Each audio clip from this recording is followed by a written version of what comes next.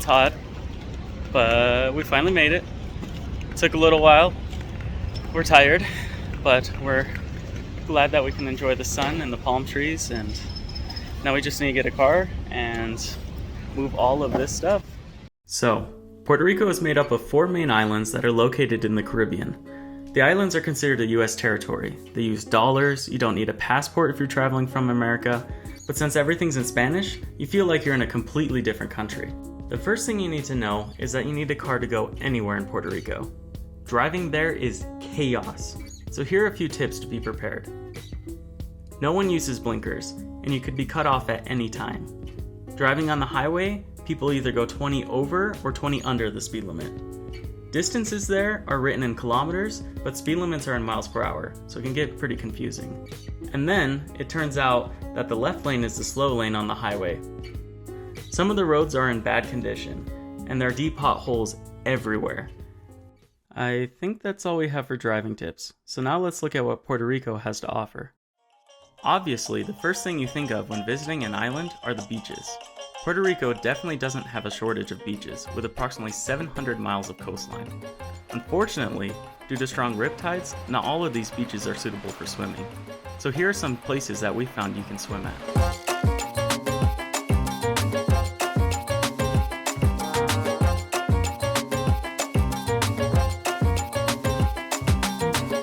Condado was our least favorite beach.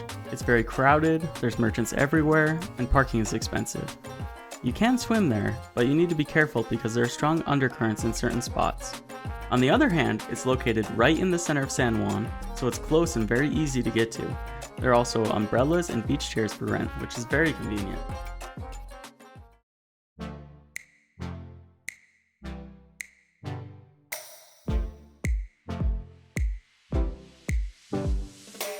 Cascada Gazlandia isn't a beach. As you can tell from the name, Cascada means waterfall in Spanish. It's located on the west side of the island, about 2 hours from San Juan. It's just a short 5-minute walk down to the bottom, where there you can swim in a pool under the waterfall, which apparently is called a plunge pool. I had to look that one up. Or if you're feeling brave, you can even cliff jump.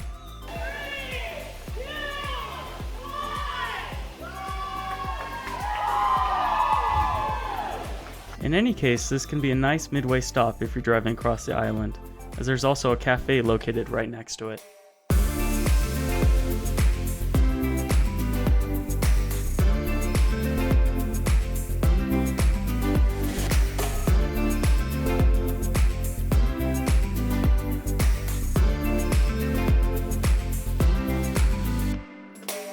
Crash Boat Beach is on the northwestern shore of Puerto Rico.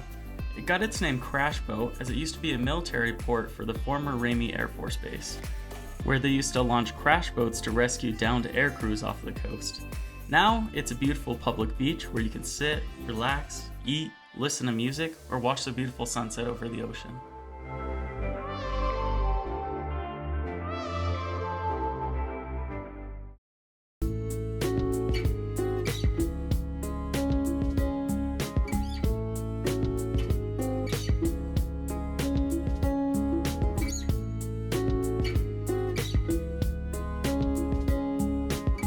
Sucia Beach is located on the southwesternmost tip of Puerto Rico and is about a 3-hour drive from San Juan.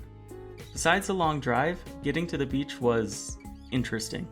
The last few miles of the trip, you have to go on a pretty sketchy swamp road, and I wouldn't recommend going there in a regular car. I mean, some did, but I'm not even sure how they got there since there are tons of large potholes and some muddy and flooded areas. Oh, and a couple of tips if you actually decide to go and risk it. First, parking there is very limited. We'll see if there's a spot here. So make sure you get there early, or you may need to walk a few miles to even get to the beach. Also, they close the road pretty early, and you could get trapped there if you don't pay attention, so make sure you look at the signs. And finally, there are no bathrooms anywhere within a few miles.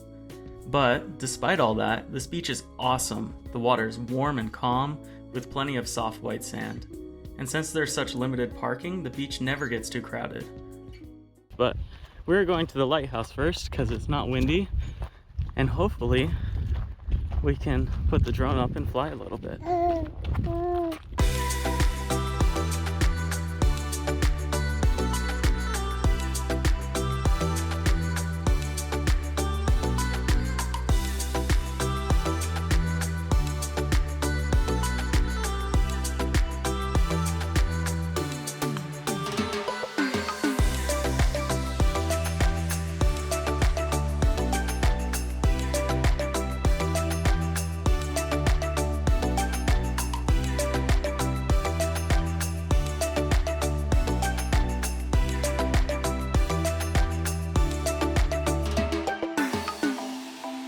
Overall, this beach is worth checking out, and it ranks in our top 3 favorite beaches of Puerto Rico. Our next beach takes a little bit of explanation before we can show it to you. So, for our second overall favorite beach, we chose Flamenco Beach. This beach is actually regularly listed in the TripAdvisor's top 10 beaches of the world, so of course we had to check it out for ourselves. Since the beach is located on the island of Culebra, it takes a bit of planning to get there. There are a few ways to travel to Flamenco, but this is the best way to visit the island, especially if you're on a budget. First, we had to drive about an hour to Ciba, which is on the east coast of the main island, where there we caught a ferry to Culebra. A side note on the ferry, they only have a few sailings each day, and you definitely need to purchase tickets ahead of time because they sell out as soon as they're released. Oh, and also, don't miss the ferry back or you can get trapped on the island. There is a hotel on the island that we saw, but there's not really much there besides that, so you don't really want to get trapped there. The ferry does take longer than flying, but hey, you get a cruise for only $5, which isn't really bad in my opinion. Once you get to Culebra, your adventure still isn't over, because then you need to take a taxi bus to the beach, which only takes about 5 minutes to get there and it costs about $10 a person. Then you finally get to the beach, and it's easy to understand why it's in the top 10. I mean, why don't you see for yourself?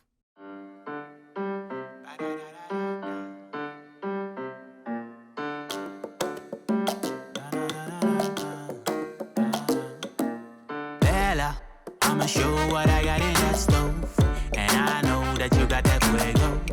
I make it spin like we do the tango. Now let's go. Bella, I'ma show what I got in that stove, and I know that you got that fuego. I make it spin like we do the tango. Now let's go.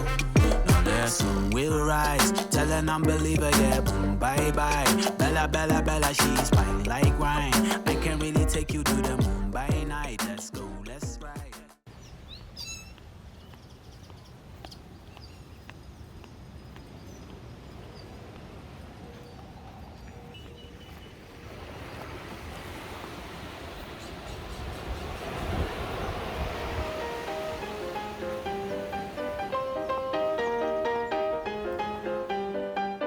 You know, when you imagine the perfect tropical beach, you think of blue warm water, a soft sandy beach, and a lot of palm trees?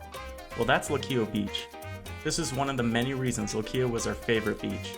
It also is only 40 minutes from San Juan. There's lots of parking, it has restaurants where you can get some great street food, has showers and bathrooms right on the beach, and it's spacious and long. We thought it was just perfect.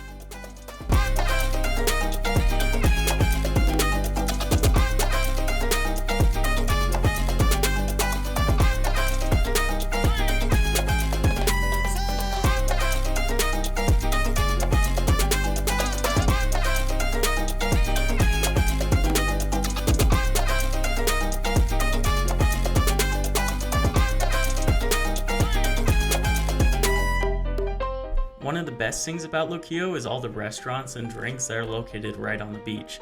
Like after a couple hours of swimming and sun tanning, you can go and get yourself a nice cold pina colada, or you can even get a coconut that's cut right in front of you. There's also tons of street food that you can try, and we pretty much tried everything while we were there.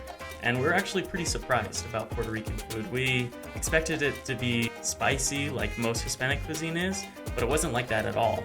And everything they had was deep fried. But some of our favorites had to be the tacos. So the tacos are really good. Doesn't taste like a regular taco. It's really like fluffy. This one's filled with meat. They fill them with like crab and fish. I think shrimp too. But it's all deep fried. So it's crunchy but then soft on the inside, and the meat seasoned really well. It's really good. Sorollitos. It's like corn flour, and the guy said it's stuffed with cheese. So let's try it. It's not bad, it's good. It's just different. Yeah, it's got corn flour and it's sweet and has a little piece of cheese inside. So it's like sweet, cheesy corn dog. And the bacalaitas, which are these thin slices of codfish that are then deep fried. Oh, and we had to try the mofongo as it's one of Puerto Rico's most famous dishes. We didn't like it too much, but I mean, it's worth trying. Maybe you'll like it more than we did. Another surprising part of Puerto Rican cuisine is just how many barbecue places and pizza joints there are. I mean, I feel like we saw one on almost every block. And barbecue is so popular there that there's even a region called the Pork Highway. This is a couple-mile stretch along Route 184 in the Guavate region, where there's dozens of lechoneras. Lechon, by the way, in Spanish means pig, and that is what these places are famous for. They'll slow roast an entire pig for over 8 hours and serve it with other traditional dishes. We decided to stop here at Lechonero Los Pinos to try it out for ourselves. It's not spicy, that's for sure. It has a lot of seasonings, but it's a rich, sweet flavor. And it has different kinds of meat. Well, not kinds, different parts, I guess. Well, this is just pork. It has a very salty taste. So if you don't like really salty pork, then you don't like it, but I do. But with the hot sauce, it really balances out the salt. Overall, we especially loved the rice dish, arroz con gandules, topped with their homemade hot sauce. The pork itself was pretty salty, but had a good smoky flavor to it. But this is definitely an area of Puerto Rico to check out if you love barbecue and want some authentic cuisine.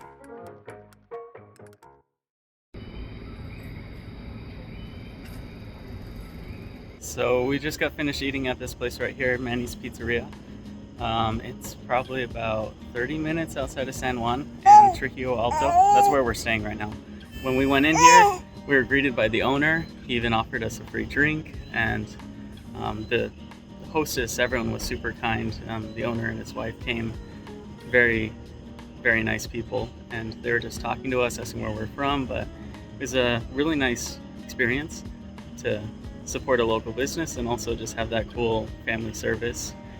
Just a really nice place, and we definitely recommend checking it out. The food is really good. They have pizza, burgers, like everything, but it's owned by a local guy who lives here, so great place. Definitely check it out. We like this place so much we went a second time. Not just for the pizza though, but for the pina colada that they make. Now if you didn't know, pina colada was created in Puerto Rico, and Manny's has the best on the island. We tried a ton of them on our week there, and not even the restaurant where the pina colada was created in San Juan was as good. So try it for yourself and get some delicious pizza. You won't regret it.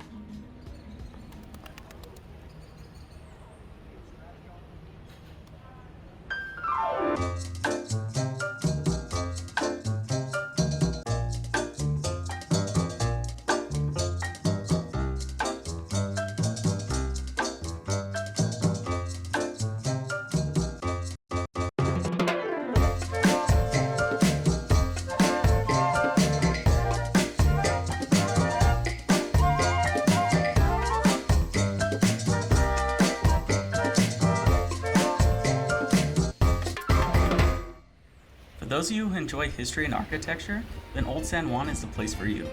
You can start your tour of the city by exiting the Red Gate and taking a stroll outside the city wall. Later, you can wander the cobblestone streets, find a restaurant, or enjoy some ice cream under the hot Caribbean sun. Along with all that, you can go and explore an old Spanish fortress. San Juan actually has two of such fortresses, Castillo San Felipe del Moro and Castillo San Cristobal. The first, El Moro, traces its beginnings back to 1539 and served as a military stronghold through World War II. It was in use all the way until 1961, where it then became a U.S. National Historic Site, and all of Old Town was declared a UNESCO World Heritage Site. A ticket to El Moro also will get you into Castillo San Cristobal, which is located about a 15-minute walk to the east of El Moro. After many attacks in the 1600s, San Juan began shoring up their defenses by constructing San Cristobal. The 3-level, 110,000 square meter fortress took 150 years to complete and is considered the largest fortress built in the New World. There is so much to explore and history to learn at these fortresses, you could easily spend a couple of days learning about San Juan's complicated past.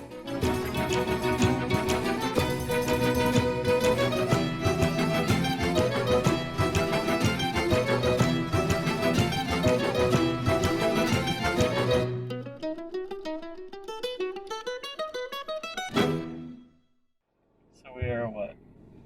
A kilometer? Yeah. Out of El Yunque National Forest, which is the only rainforest in the United States. Really? Yes.